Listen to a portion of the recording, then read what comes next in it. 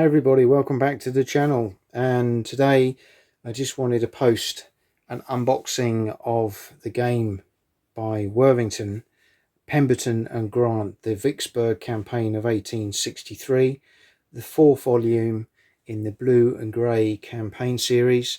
This is the first game I've actually bought in this series. Vicksburg particularly interested me, having watched Little Wars TV post their game recently, and I saw this game available and thought, yep, that looks really interesting. I'd like to have a little look at that one. So although this is an unboxing, I have already had the game out and actually played it last night. I may well post a video on that game in due course, but for today I just wanted to share a little bit of the components of the game and the general structure of how it works. The first thing I would say, and what I really like about this, is these are not big boxes compared with, say, your G&T big boxes, or even the other Worthington games. So these are quite small footprint. What you've got here again is a mounted board. You've got blocks. This is a block based game with stickers and dice and rules. Gameplay about 2 hours, and as you can see, they're not complex. So this is all about Vicksburg, the Confederacy holding the Mississippi and staying connected to its western states. Grant's job was to try and take them out of that area and get the Union in control of the Mississippi, which in turn would cut supplies off to the Confederacy. So what do you get in the box? I mean, the artwork is absolutely beautiful, I will say that. It's a really nice box. You get the base rules for all 4 titles are exactly the same.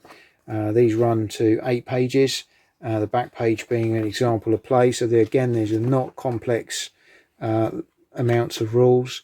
Full colour,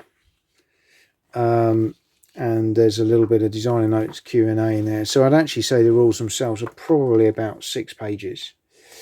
You get specific rules for the game you'll buy, in this case Pemberton and Grant. Again, that runs to 4 pages. So the back page being some optional rules that you don't have to use. We played just the basic game last night, so that's the rules. What I would say is, frankly, in my opinion, the rules were not checked properly before publication. There's some very bad errors in there, some very confusing things in there, some duplication of text. I'm quite surprised that a company of Worthington stature let that come out like that. To be fair, the author, sort of say the publisher of the game, Sean Chick, I believe, has put a lot of posts on Board Game Geek answering questions, and there has been since then a Q&A kind of revision to some of the rules to cover those points. So a lot of it has been covered on Board Game Geek, but when you're buying a game for £30-40 or dollars, you do expect it to have been proofread and the rules to be clear and concise.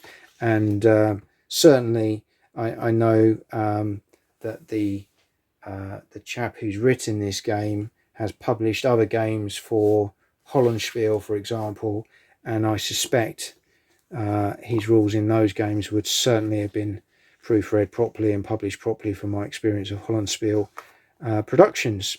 However, that doesn't deter from the fact that it's beautifully produced. The components are beautiful. The map is gorgeous. Let's just show you the map itself before we go through the rest of the box. It's not a large footprint game. It's not a massive map, but the map it is really, really nice. So you've got Vicksburg up the top here, and then you've got all the bits and pieces you need there: weather, turn tracks, reinforcements, Port Hudson, and these are all point-to-point movements on the board with the blocks. And obviously being blocks, you have that kind of fog of war, which I really like. You also get your battle board where battles are fought when things happen on the map. A clever system, again, really good. Sticker sheets, I've used one already. You get a spare sticker sheet, so that's a really nice touch. And then all your blocks, which again, cannot fault the quality. All the wooden blocks were in excellent condition. They've all got rounded corners. They all look the same.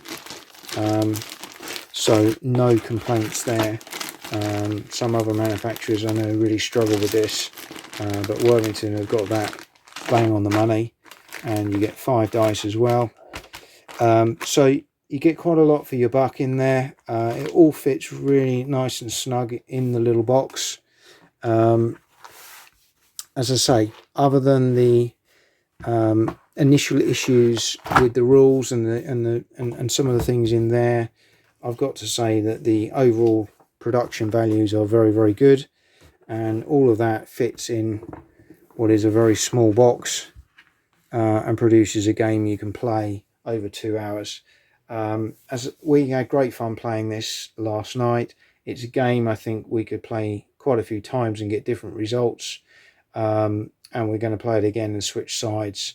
But that's Pemberton and Grant, the Vicksburg campaign of 1863 from Worthington Games. Number 4 in the blue and grey campaign series. Hope you've enjoyed this short video and look forward to seeing you all again soon.